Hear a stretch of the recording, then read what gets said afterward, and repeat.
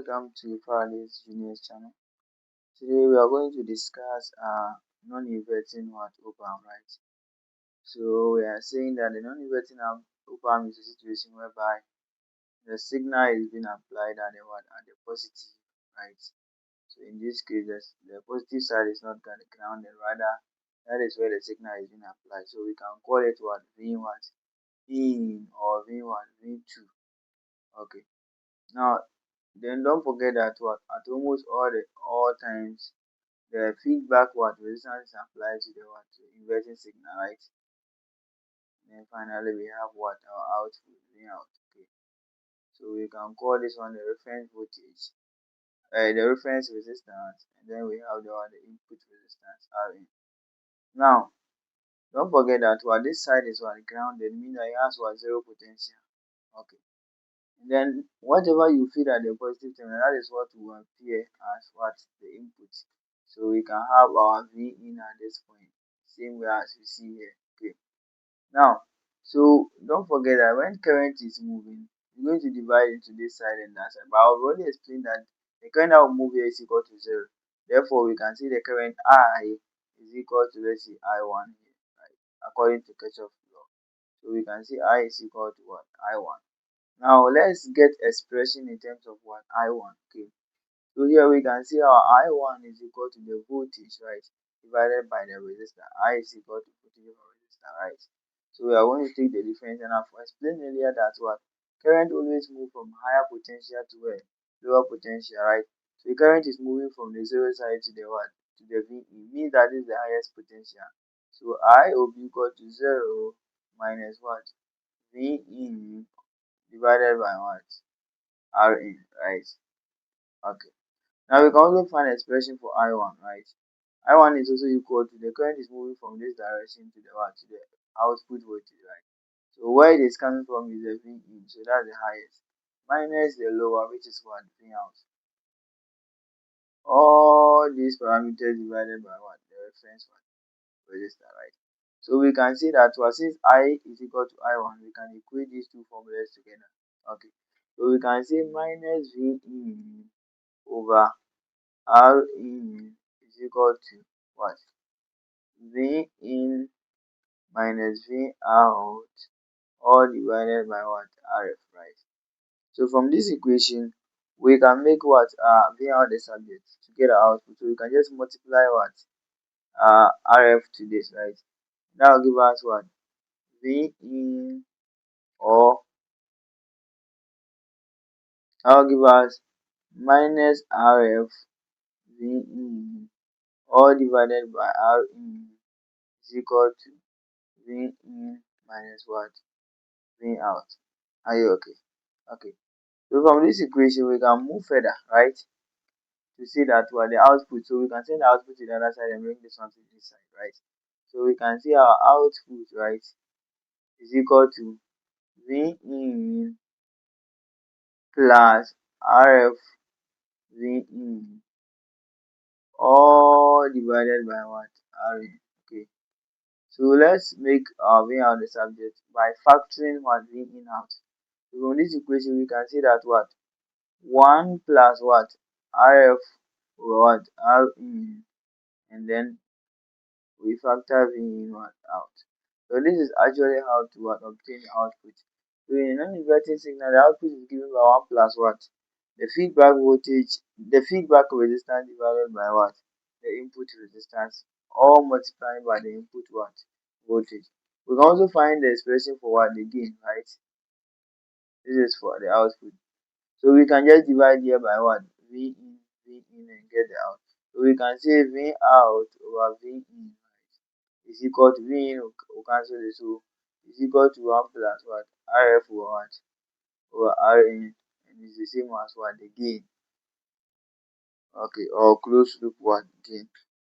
Thank you very much, and then we are going to move to solve a question on this too as well. So let's solve a question on this.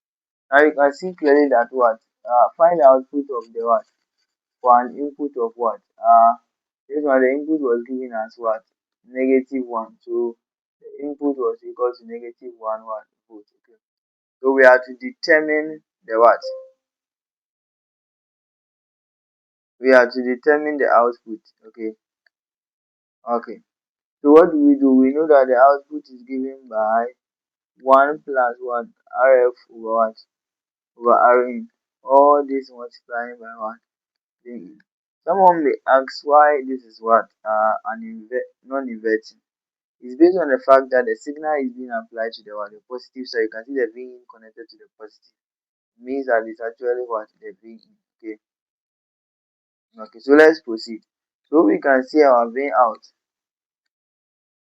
We can see our V out is equal to 1 plus Rf over this. So we know the parameter Rf. Rf is equal to 10, right? So 10 times 10 raised to the power 3, all divided by 1 times 10 raised to the power 3. All this multiplying by 1. V in. Here V in is equal to what? 1 milli. Okay. So don't forget this is going to cancel this. This is divided by this to give us 1. So we are going to get what? V out is equal to 11 all multiplied by minus 1, which will eventually give us the output voltage of the op-amp to be minus what? 11 volts. Thank you.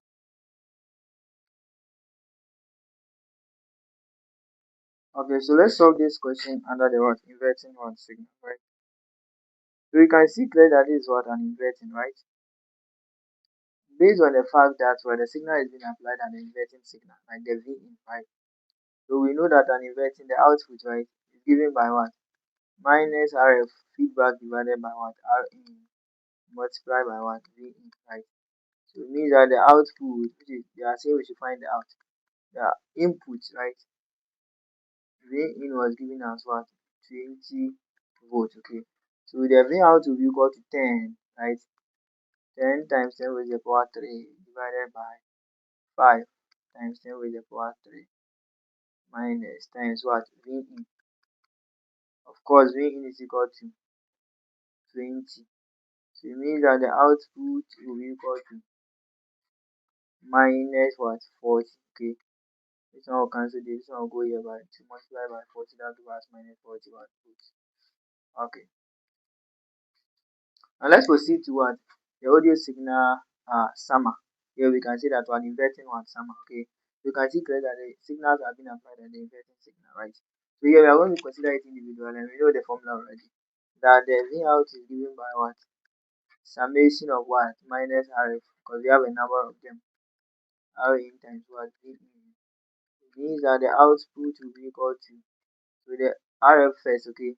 We know that Rf is constant, so we can factor that one out. Then bracket Rf is what? 100 times 10 raised to the power 3 multiplied by, okay, so now we are going to go individually, right? V in over R in, right?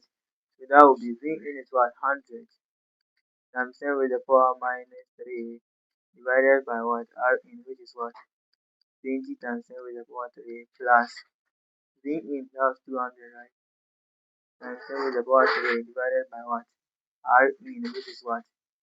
10 times 10 raised to the power 3 plus, finally we have this minus 3. We have V in, which is 300, right? Times 10 raised to the power minus 3 divided by what? 50 times 10 raised to the power 3. Okay, so it means that the output will finally be equal to minus 3.1 volt at the output. Thank you very much. This is the end of what inverting signal for us. Don't forget to like the video.